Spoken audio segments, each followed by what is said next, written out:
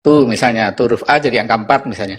Jadi itu yang saya kira nanti harus diantisipasi kalau misalnya KPU ingin menggunakan sistem yang berdasarkan OCR. Menurut saya sih bagus. Kenapa ini menghindarkan kecurigaan? Kalau di Situng dulu kan kecurigaannya ini operator ini curang, memasukkan datanya di markup gitu. Nah sekarang kan mesin yang melakukan atau software yang melakukan. Kita kan nggak bisa menuduh softwarenya curang begitu. Nah tetapi kita harus ingat bahwa software ini atau OCR ini belum perfect, masih ada error. Makanya tadi saya sampaikan di dalam solusi ke depan mungkin harus ada verifikasi untuk yang aneh-aneh gitu ya. Misalnya jumlah suara lebih dari 300 itu mestinya di-reject dulu, tidak langsung di-posting gitu. Kemudian dari Mas Bambang ini, dari pemohon, pertama verifikasi. Jadi kalau kita bermasalah itu mendefinisikan bermasalah itu apa? Apakah bermasalah itu menyebabkan hasilnya berbeda atau hasilnya menimbulkan keributan saja? Nah, kalau menimbulkan keributan, ya saya dari Situng dan sampai sekarang Sirekap mengakui jadi bahan keributan ini. Tapi keributan yang tidak ada gunanya, kita ributin pepesan kosong, uang yang dipakai penetapan pemilu di SK 360 itu dasarnya manual ya Pak Ketua ya. Itu kok yang dipakai kok. Nah, jadi bukan yang dari Sirekap gitu. Tapi kalau dikatakan, jadi kalau bermasalah dalam arti dia mempengaruhi angka, mempengaruhi suara, mempengaruhi perolehan, menurut saya tidak. Tapi membuat orang emosi dan sebagainya jadi ribut, iya gitu ya. Nah, tadi termasuk contohnya misalnya jumlah pemilih lebih dari 300 dan sebagainya. Nah, kemudian masalah-masalah TPS yang bermasalah. KPU saya monitor juga setiap hari itu melakukan modifikasi, melakukan koreksi. Saya ada data nanti bisa sampaikan pada majelis setelah sidang ini. Misalnya pada tanggal 22 Februari itu saya ketika Sirekap mulai diributkan tanggal 15 tadi betul mulai ribut itu tanggal 15 ingat saya. Kemudian saya sebenarnya sudah nggak semangat itu, udah males itu ikut-ikut begini lagi gitu ya. Sudah 5 tahun yang lalu sudah usia udah cukup lah begitu ya. Jadi saya lebih sabar kayak Pak Bambang gitu ya. Jadi saya pikir ngapain ikut-ikut lagi, tapi kemarin diminta oleh KPU, jadi saya track tuh apa yang terjadi pada tanggal 22 Februari. Memang ada waktu itu ada sekitar 12.000 kesalahan di 12.000 TPS. Tetapi kalau kita lihat angka, itu kesalahannya itu terdistribusi, tiga-tiganya itu ada yang naik, ada yang turun. Jadi dari ada yang naik, ada yang turun itu tidak bisa saya mengatakan bahwa di situ ada algoritma atau ada JSON script yang didesain untuk membuat ini suaranya terkunci. Kenapa? Karena distribusi error ini terjadi di tiga-tiganya. Pada pasangan 01 ada yang naik di TPS tertentu, tapi ada juga yang turun. 02 juga sama, 03 juga sama. Jadi mirip seperti Situng 2019, agak random ini kesalahannya. Tapi sayangnya karena waktu itu karena hanya ingin tahu aja, hanya punya data satu hari itu 22 Februari 2024. Kemudian mengenai apps, ya apps ini ada aplikasi ini yang ada di Sirekap Mobile ya. Sirekap Mobile ini saya nggak tahu apakah, mungkin saya perlu tanya kepada KPU, apakah ditaruh di publik atau tidak? Karena yang saya dengar kemarin dari video, itu katanya saksi mendapatkan apps itu dari APK Mirror. APK Mirror itu ini Pak yang mulia, Pak Ketua dan yang mulia, adalah tempat software-software bajakan yang untuk HP. Yang resmi kan kalau Android kan Google Play.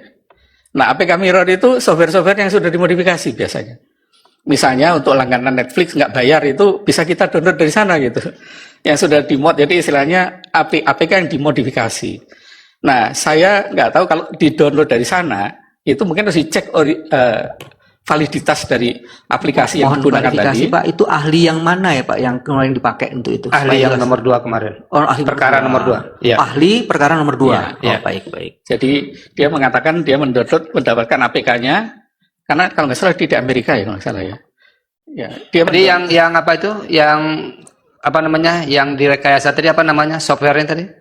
aplikasi. Aplikasinya apa namanya?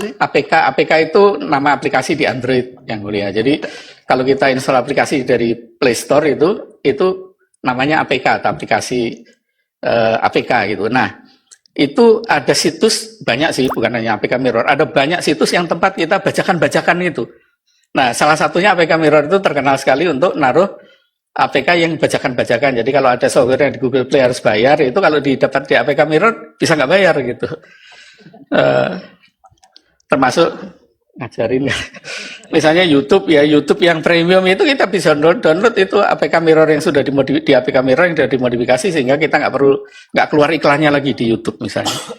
Nah, saya harus cek dulu kalau dari APK Mirror itu harus di-compare karena saya kebetulan sering menjadi saksi ahli di beberapa kasus pidana di pengadilan umum. Itu adalah ternyata aplikasi ini diambil dari tempat-tempat yang tidak legal tadi, sudah dimodifikasi, kemudian yang install ini dirugikan, misalnya rekening banknya dikuras atau macam-macam lah, terjadi kejahatan di sana. Kemudian dia menggugat ke developernya, tapi ternyata ketika kita sandingkan aplikasinya sudah berubah. Nah, ini saya kira kalau dari APK Mirror itu ini Pak Bambang ya, jadi mungkin harus ditanda tanya. Tapi kalau dapat dari KPU itulah yang legal gitu. Nah, saya kemarin mendengar karena beliau mengatakan dari APK Mirror ya. Nah, kemudian mengenai metadata. Metadata itu mungkin nanti lebih cocok ditanyakan pada saksi, karena saksi ini yang membuat aplikasinya. Jadi saya tidak tahu apakah ada metadata atau tidak. Mestinya sih ada, tapi saya tidak. Ini dari ahli kami, Pak. Nah, ini Pak. Iya, bukan. Maksudnya nanti yang bisa menjawab nanti seksi kedua dengan saksi fakta, karena mereka yang mendevelop. Yang dari ITB nanti itu yang membuat aplikasi. Kalau saya kan tidak, jadi saya tidak tahu apakah metadatanya dan sebagainya. Jadi yang mulia majelis dan Bapak Ibu sekalian, jadi namanya metadata itu misalnya kalau Sirekap itu form C1 hasil itu kita foto, kemudian di foto itu ada identitasnya. Di foto pakai kamera apa, jam berapa dan sebagainya, ada data seperti itu. Tapi kita harus ingat juga, yang punya metadata seperti itu hanya kamera-kamera yang baik saja. Kalau HP-HP yang murah, itu biasanya tidak ada metadatanya memang. Makanya nanti harus dicek juga, dari TPS mana yang tidak ada metadatanya, kemudian itu apakah menggunakan kamera seperti apa begitu. Atau yang kedua memang di developer memang tidak ada metadatanya, nanti mohon Mas Bambang pertanyaannya nanti ke yang buat aplikasi, karena mereka yang lebih tahu dalamnya.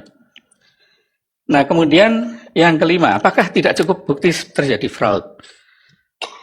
Saya bukan ahli hukum, tapi saya pernah mendengar begini, bahwa fraud itu salah satu syaratnya adalah ada mens rea. Ini jadi sok tahu hukum ya. Ada niat di situ. Nah, sementara yang mengkonversi gambar menjadi angka itu kan software, aplikasi, sistem sebuah aplikasi. Apakah aplikasi itu punya niat? Kan tidak. Karena aplikasinya itu kan sudah di-training dengan data oleh developer ini, nanti bisa di-training pada developer, di-trainingnya dengan tulisan tangan berapa banyak dan sebagainya, biasanya itu dengan ribuan tulisan tangan. Tetapi biarpun di-training dengan ribuan tulisan tangan, tetap namanya mesin itu tidak seperfect manusia, pasti ada kesalahan. Penjelasan dari teman-teman Sirekap. Mohon dilanjutkan, Pak. Aplikasi memang mesin, tapi aplikasi yang buat bukan mesin, Pak. Iya, orang yang bikin. Iya, cukup Pak Bambang. Silakan, ahli. Programnya buat orang, Pak, tapi OCR-nya ini kan dibuat oleh orang Amerika sana kan, mungkin apakah orang Amerika memang sengaja mau jahat begitu kan, saya kira enggak lah.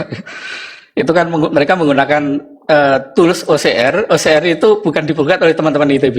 Itu menggunakan namanya neural network saya kira ya, dan itu sudah sebuah paket lah begitu ya.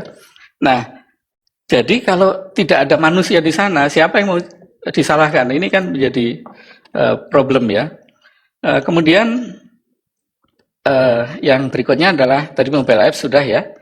Kemudian tadi katanya ketika Sirekap itu pada waktu tertentu terjadi perubahan. Memang karena setiap detik itu Sirekap berubah. Pertama karena ada data baru yang masuk.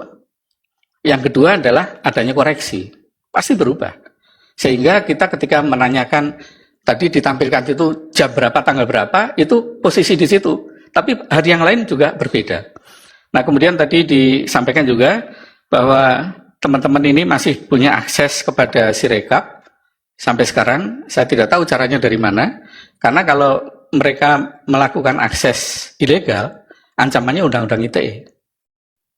Jadi harus diingat juga bahwa peretasan maupun akses yang tidak legal itu bisa diancam pidana 6 tahun. Nah, saya tidak tahu apakah betul mereka bisa akses sampai tadi malam, karena perhitungan suara manual kan sudah selesai tanggal 20. Mestinya kan sudah tidak ada lagi perubahan. Di Sirekap mau dirubah apapun nggak ada gunanya. SK KPU 360 sudah keluar tanggal 20 Mei. Jadi per 20 Maret. Per 20 Maret itu sudah freeze, suara nggak akan ada berubah. Jadi andaikan di Sirekap dihapus datanya pun juga nggak ada pengaruhnya begitu loh, istilahnya begitu, karena keputusan KPU sudah keluar, keputusan ini sudah keluar yang nggak bisa dirubah kecuali SK-nya KPU yang dirubah begitu. Kemudian untuk Bang Refli, ya, kenapa suara sah beda dengan suara paslon? Saya tidak melihat itu, Bang. Jadi kalau suara sah presiden dengan totalnya sama, yang beda adalah dengan suara legislatif, ya. Ada kalau nggak salah yang pilpres itu 51 juta, ya, ada beda, pokoknya beda ya. Ada antara pilpres dengan pileg suara sah. Untuk pemilu presiden 164 juta, 164 untuk pileg juta. 151 juta. Ya, 151 dan 160. Kenapa berbeda? Ya kita tidak tahu, mungkin pemilih, terutama pemilih di desa ya, daripada pusing milih yang partai yang banyak itu, yang calonnya banyak, dia mungkin hanya milih pilpres saja, tapi tidak milih pileg, mungkin begitu ya. Kita tidak bisa menuduh bahwa itu ada hal, karena nanti ada sekaligus menjawab pertanyaan yang mulia Prof. Suharto ya tadi, bagaimana Prof. Arief bagaimana menguji kevalidan data tadi ya, nanti saya akan sampaikan. Nah jadi bisa saja terjadi antara suara pilpres, suara sah dengan suara sah di legislatif tidak sama, dan setiap pemilu selalu begitu. Saya ingat 2019 pun juga sama, tidak exactly sama persis. Bukan itu yang saya tanyakan. Yang saya tanyakan tadi kan kemarin itu ada ahli IT atau saksi ya, yang mengatakan bahwa di Sirekap itu ada perbedaan antara suara sah dan suara pilpres semua, suara sah dan suara paslon. Itu beda sampai puluhan juta. Kok bisa terjadi begitu? Ya. Atau jangan-jangan ahli yang itu nggak benar? Kan Bapak bisa Sudah bilang Pak gitu. Refli, cukup. Kan nanti kita bandingkan aja dengan kawal pemilu dan yang lain. Kalau hasilnya kawal pemilu juga seperti itu, ya mungkin jangan-jangan ahlinya mungkin nggak di saat ini, silakan nanti majelis yang menilai lah ya. Kemudian pertanyaan berikutnya adalah angka yang ada katanya nambah terus. Seperti saya sampaikan tadi, capture saya tanggal 22 Februari itu dua-duanya mengalami. Ada yang nambah, ada yang kurang. Tiga-tiga, maaf, karena salonnya tiga-tiganya mengalami kok. Jadi tidak bisa kita tuduh hanya satu saja yang bertambah, tidak. Jadi kebetulan karena mungkin saksi atau ahli dari pihak pemohon, ya yang difokuskan yang kerugiannya pemohon saja gitu ya. Tapi kalau saya karena fair-fair aja, ya saya tunjukkan bahwa tiga-tiganya memang ada yang naik, ada yang turun. Itu sejak situng dulu selalu begitu problemnya. Kemudian masalah DPT, privacy. Saya kira kita sedang membahas Sirekap, tidak membahas dalih ya. Jadi saya tidak jawab, mohon maaf. Nanti mungkin kalau membahas dalih mungkin forumnya berbeda. Kemudian berikutnya ke Bang Magdir ini. Jadi perubahan data bisa divalidasi dari mana? Nah ini pertanyaan menarik ya. Jadi validasi akhir dari hasil itu adalah perhitungan suara berjenjang. Jadi kalau kita mau melihat validasi suara, perolehan suara di level kecamatan, dilihat saja, kan di sana diunggah ya form D1 ya. Di hasil. Nah ini yang saya tidak lihat dari kemarin ditampilkan oleh saksi maupun ahli dari pihak pemohon. Ada selain C hasil, ada D. D itu yang merupakan rekap dari ini. Jadi dicek aja apakah terjadi perubahan di sana. Kalau tidak ada perubahan, berarti ya tidak ada masalah. Karena itu semua ada, kemudian ada berita acara yang ditandatangani segala ya. Jadi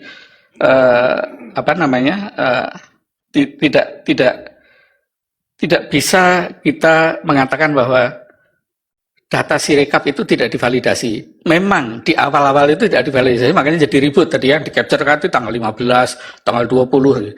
Tapi begitu cetek tanggal 20, itu sudah valid semua datanya. Karena diambil dari data manual. Jadi kalau nggak salah di Sirekap itu mekanismenya ketika terjadi pleno manual, maka hasil pleno itulah yang kemudian dimasukkan ke Sirekap untuk mengkoreksi data Sirekap. Gitu ya Pak Ketua ya. Jadi setelah pleno data Sirekap pasti sama dengan data perhitungan manual. Tidak akan ada beda. Karena pleno itu mengupdate data tadi. Data Sirekap boleh salah, tapi ketika setelah pleno diupdate, jadi itulah yang benar dalam arti legal karena ditandatangani oleh semua saksi kan. Ya, soal nanti ada manipulasi itu kan masing-masing lah kita tahu lah. Tapi saksi yang semua tanda tangan di sana. Jadi form D itu adalah D hasil itu adalah sah karena apa? Disaksikan oleh semua peserta pleno. Kemudian ada Sirekap untuk penggunaan suara berjenjang, malah terbalik Bang. Jadi bukan Sirekap mempengaruhi suara berjenjang lah yang mengupdate Sirekap.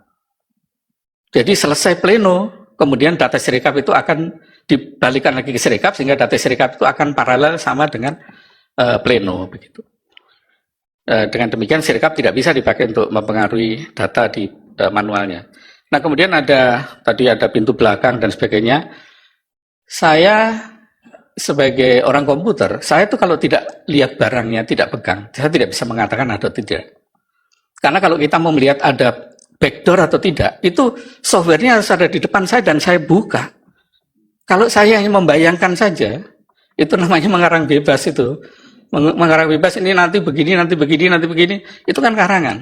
Kalau kita mau melakukan audit, nggak usah audit forensik lah, audit operasional aja, itu sistemnya harus di depan kita dan kita lakukan pemeriksaan. Sama dengan ketika kita memeriksa audit keuangan, ya catatan keuangannya dan sebagainya harus ada di depan kita. Kita nggak bisa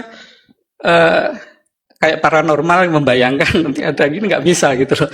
Mohon maaf ya. Jadi pertanyaannya justru nanti apakah ahli yang mengatakan atau saksi yang mengatakan ada pintu belakang tadi, dia punya akses nggak?